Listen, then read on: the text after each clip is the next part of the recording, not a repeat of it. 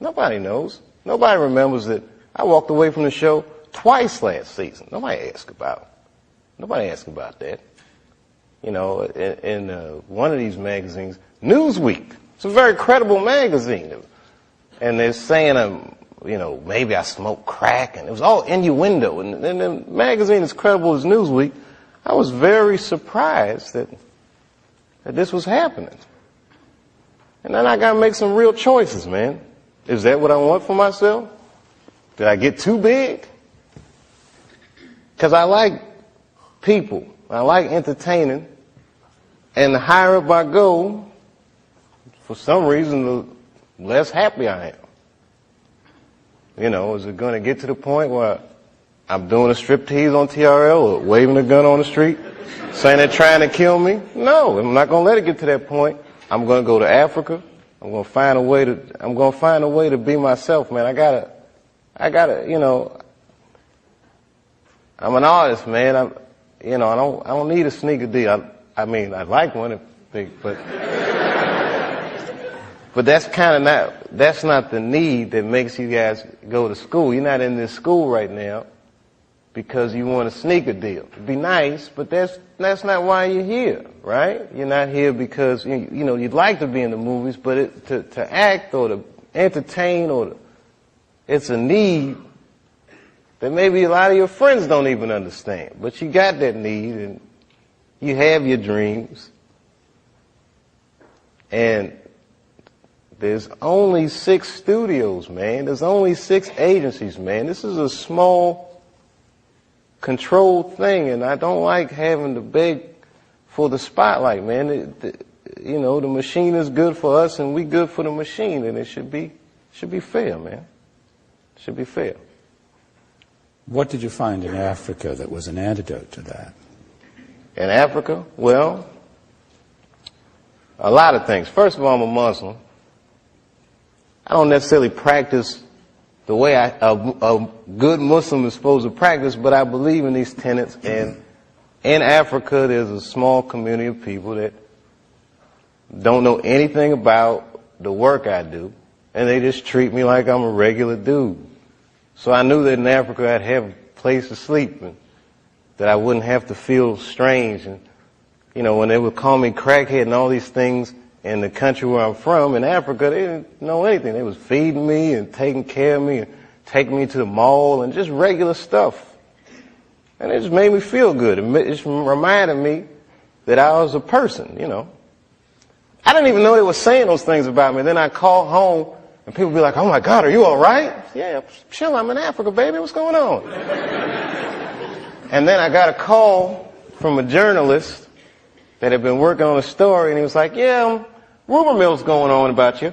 Just want to clear a few things up." And I'm like, "Yeah, what's going on?" "Okay, do you smoke crack?" I said, "What? Do you smoke crack? Did you graduate from high school?" I mean, it was all these crazy questions.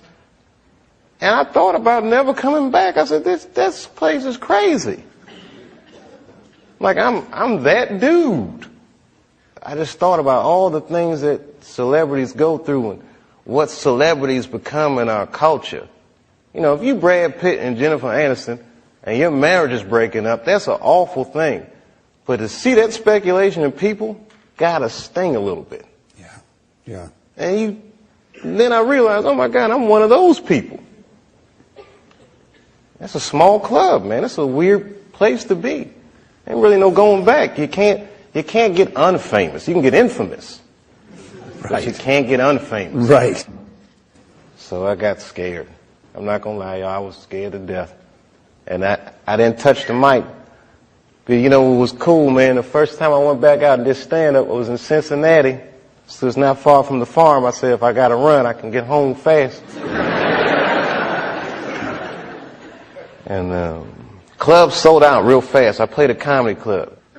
And man, when I walked out on that stage and them people were screaming, I get teary-eyed just thinking about it. Because this industry can say whatever they want, but man, people will hold you up. And that crowd, man, my spirits were so low when they was just holding me up. And I hadn't told jokes, but that was just coming back like Karate Kid again. You're the best Oh, man, I was just doing it, man. So I don't know how this whole Dave Chapelle thing is going to end, but I feel like I'm going to be some kind of parable by either what you're supposed to do or what you're not supposed to. I'm going to be something. I'm either going to be a legend or just that tragic story, but I'm going full throttle. I'm going all the way. I'm eager to find out how this will resolve itself. You know, you have Chapelle show, this almost like overnight success. Do you still feel that it was kind of maybe too much all at once, or do you feel that again with the decades worth of work that it was just? Was it too much at once? Or do you feel it was deserved? Which it was? I don't know. I deserve something. I mean, literally.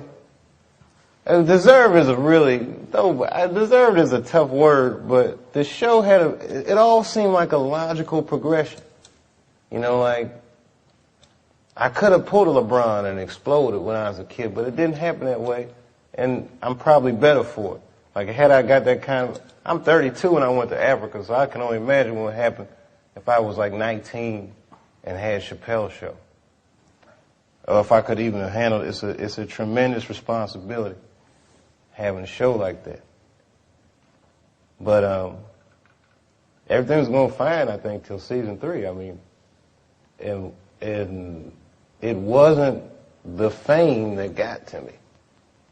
I love people. I like people saying that they like what I do, and you know, there's just a whole,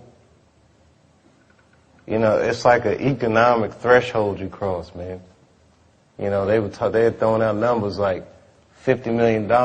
You put that in the paper next to your name, then that guy's gonna have some serious problems in his personal life.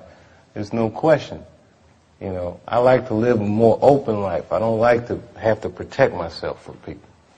I don't want my life to become about enforcing boundaries, you know, but that's what happens when you become successful.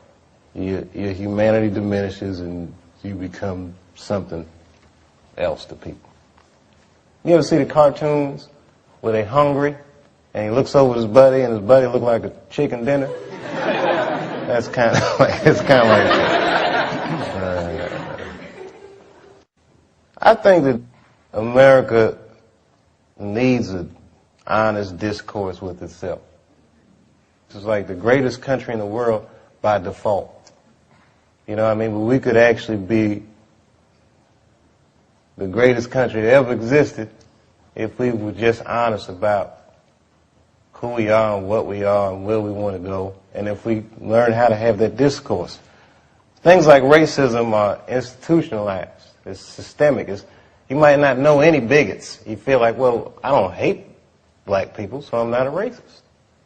But you benefit from racism just by the merit of the color of your skin. There's opportunities that you have. You're privileged in ways that you may not even realize because you haven't been deprived in certain ways. We need to talk about these things in order for them to change. I do the show. I walk down the street. Black people like it. White people, the generations, it doesn't matter because it needs to be talked about. It's like the elephant in the living room that nobody says anything about. So when the Bigsby thing came out, there was a lady from Texas that called Comedy Central, I mean, damn near 100 times. She was furious with me.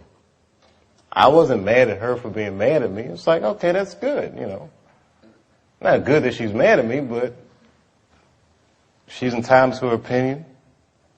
And maybe she's right. I don't know. I just thought it was funny. That's what I did. I'm a comedian, man. That's how I look at the world, and that's what I'm spitting out. So I don't judge people or not like people for thinking. People that I love tell me I go too far sometimes. Maybe I went too far, but I did it.